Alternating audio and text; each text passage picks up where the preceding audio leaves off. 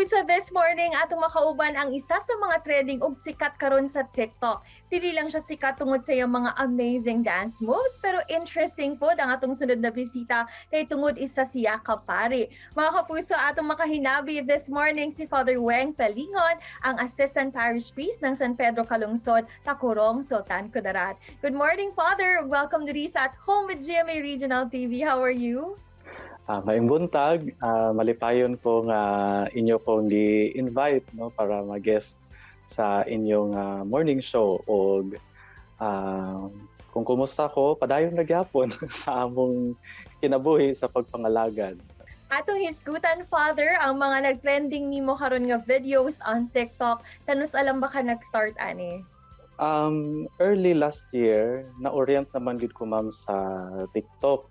Kay nagtudlo man ko pre-pandemic, nagtudlo ko sa mga estudyante sa akong previous nga assignment.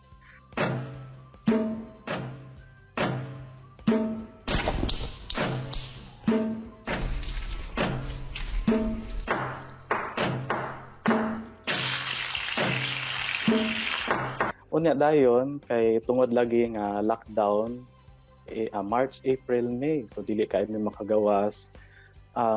Nag-level up ko sa ako ginahimo nga kaning TikTok dances no, moto nga gi-challenge na ako kung kaugalingon ako nga try kaya nako ning mga laing dances no. Nahimo na nako siyang routine ug part sa akong exercise na pud no, kay mao lagi if I have my free time no, unya na ako ganahan nga nakita na sad nga bag-o moto nga akong tun-an and moto mag-post dahil ko sa ako ang TikTok account, no, sa ako ang output sa akong gipraktisan for the past few days. So, unas. Daghan pud kayo mi ang na-curious, Father, when ba nimo na-discover nga aduna kay, talent sa pagsayaw? Kano sa labag ka nag-start pud ani?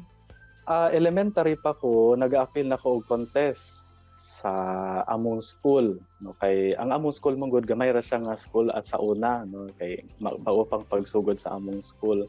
And then later on, pag high school, dili pud ingon nga kanang contest gyud, kanang participation no, sa klase, kun ay mga intermission, pag intramurals, unya extracurricular ginagmay, pag-abot sa college, pag sulod nako sa seminaryo, naasad may mga socio-cultural activities. So dili pud ingon nga sige ra migtuon og eskwela no sa sulod sa seminaryo, naasad ni other extracurricular activities, naasad ni participation sa university, o kanang kami ra pod mga seminaryan o mga pari o usahay na ami mga visitors kung nami mga special occasions.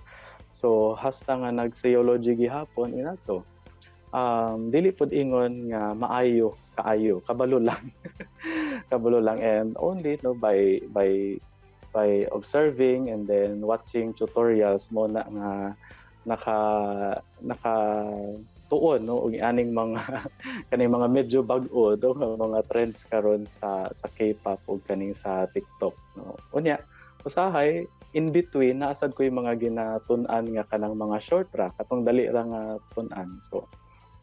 So maliban atong ako yung ginapraktisa na sa mga in betweens nga mga ginagmay no. So mo na akong na ako yung mga exposure ginagmay no sa pagsayaw no katong elementary nag high school sa seminary.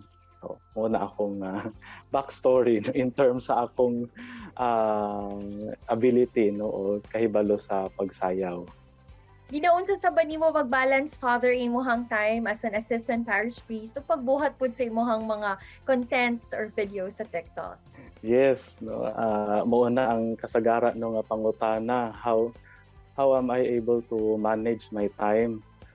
Well, the very fulfillment really comes from the thought that I really thought I cannot do dancing anymore. No, kay tungod lagi pod sa akong kabisi pod usahay and then naasay panahon nga kanabitang mag-doubt ta sa sarili ko kabalo pa ba ko ani, but I see to it that I really put first my mission, no? Ang akong trabaho bilang pari. Kaning pagsayaw na ako, in between gihapon ni siya sa akong mga schedules. No? Kung na ako'y vacant periods, na ako'y vacant times. na ako'y di na ako ginasulod, no. Bali exercise na ko siya kung dili ko maka-jogging sa gawas kay dili maayong panahon unya abog kaayo.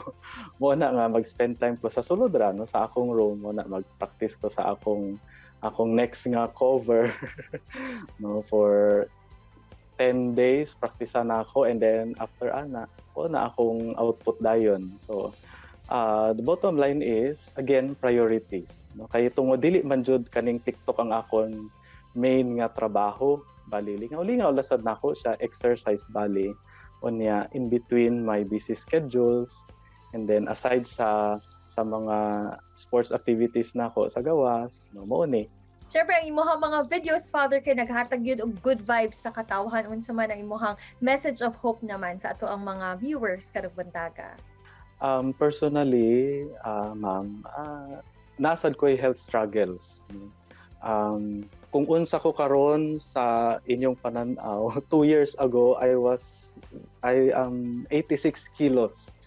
No, so, one of the ways that I was able to overcome katong ako ang anxiety no, tungod sa akong sakit, no, tungod sa akong mga meds no nga ginatake na ako every day.